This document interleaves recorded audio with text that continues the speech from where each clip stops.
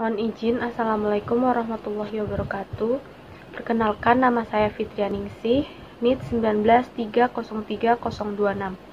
Di sini saya akan mempresentasikan tentang ikan hias cupang atau BTSP yang menarik dan memiliki prospek yang baik untuk dibudidayakan.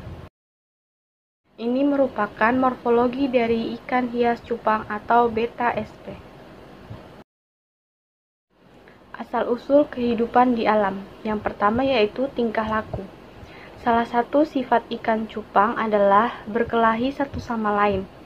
Pada saat melakukan perkawinan, ikan cupang melakukan aktivitas yang unik, yaitu saling menempel atau seperti berdansa. Awalnya ikan cupang jantan yang bersifat agresif akan berubah lemah lembut. Setelah lemah lembut, ikan cupang akan membengkokkan badan untuk menjilat badan ikan cupang betina, sehingga telur yang ada di dalam perut ikan cupang betina keluar secara berangsur-angsur, yang kemudian disemprotkan sperma oleh ikan cupang jantan. Ikan cupang sesekali membuka mulutnya di atas permukaan air untuk mengambil dan menyimpan udara atau oksigen.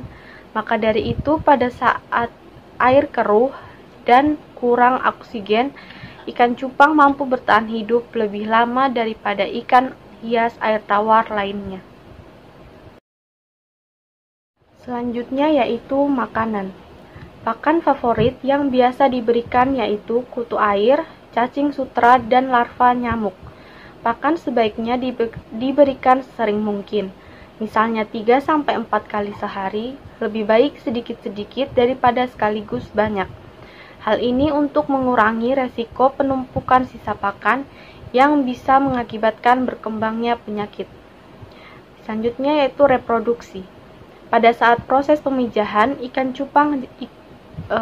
jantan mendekati betina, kemudian melekukan badannya sampai menyelimuti bagian abdomen ikan betina, seolah memijat tubuh ikan betina, sehingga betina mengeluarkan telur-telurnya. Ikan jantan akan melakukan pembuahan secara eksternal terhadap semua telur. Jantan akan mengambil telur dan diletakkan secara rapi menggunakan gelembung atau bubble nest breeder yang dibuat di permukaan air. Telur menetas dalam tempo 48 jam. Setiap ikan cupang dapat menghasilkan rata-rata telur sekitar 400-500 butir dalam satu kali proses pemijahan. Cara membudidayakan ikan cupang. Membedakan jantan dan betina. Ciri-ciri indukan yang telah menunjukkan siap kawin yaitu untuk ikan cupang jantan memiliki ciri-ciri berumur 4-8 bulan, bentuk badan panjang, siripnya panjang dan warnanya terang atraktif, dan gerakannya agresif dan lincah. Untuk ikan cupang betina, ciri-cirinya berumur 3-4 bulan, bentuk badan membulat, bagian perut sedikit bulat, siripnya pendek dan warnanya kusam tidak menarik, dan gerakannya lambat. Cara budidaya ikan cupang. Yang pertama, teknik pemijahan. Isi tempat pemijahan dengan air bersih setinggi 10-15 cm. Gunakan air tanah atau air sungai yang jernih. Endapkan terlebih dahulu air yang akan dipakai setidaknya selama 1 malam. Setelah itu, tambahkan tanaman air ke dalam wadah sebagai tempat berlindung. Yang ketiga, masukkan ikan cupang jantan yang telah siap kawin.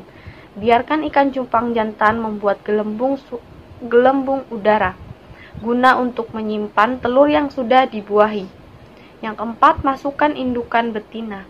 Waktu untuk pemijahan ikan cupang biasa terjadi pada pukul 7-10 pagi atau pukul 4-6 sore. Karena ikan cupang sensitif ketika akan kawin, sebaiknya tutup wadah dengan koran. Setelah terjadi pembuahan, angkat segera indukan betina.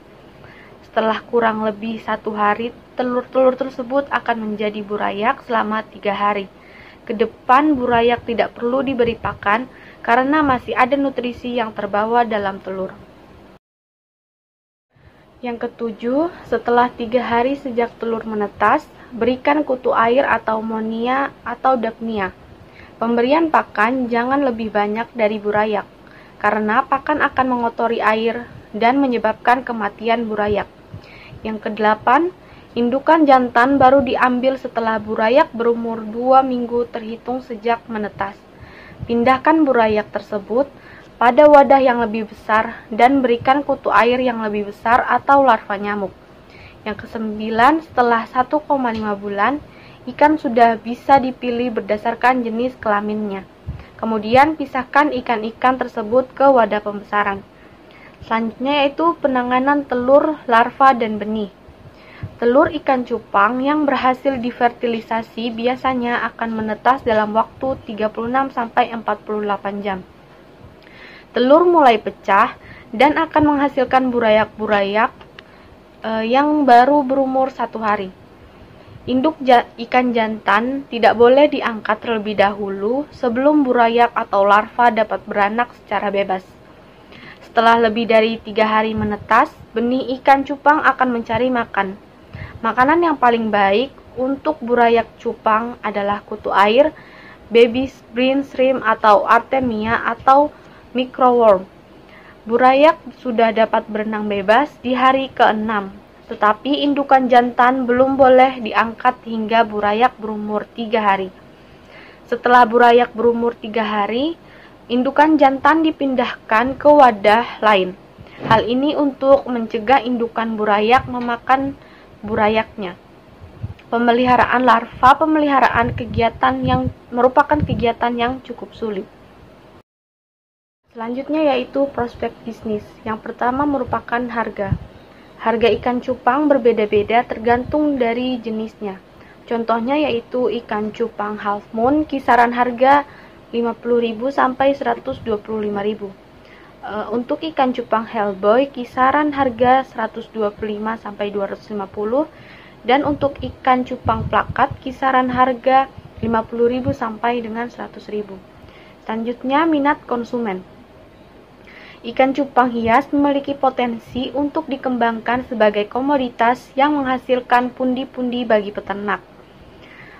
Karena peminatnya cukup banyak dan memiliki harga yang cukup tinggi. Masyarakat yang hobi ikan cupang hias cukup banyak. Peminat ikan hias tidak hanya di kalangan domestik saja, tetapi juga di luar negeri. Karena itu budidaya ikan cupang hias bisa menjadi usaha bagi masyarakat.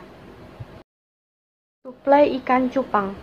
Suplai atau persediaan ikan cupang di Indonesia bisa dikatakan cukup banyak, karena saat ini semakin banyak para pembudidaya ikan hias yang ingin membudidayakan ikan cupang ini, karena memiliki prospek bisnis yang cukup tinggi dan menguntungkan.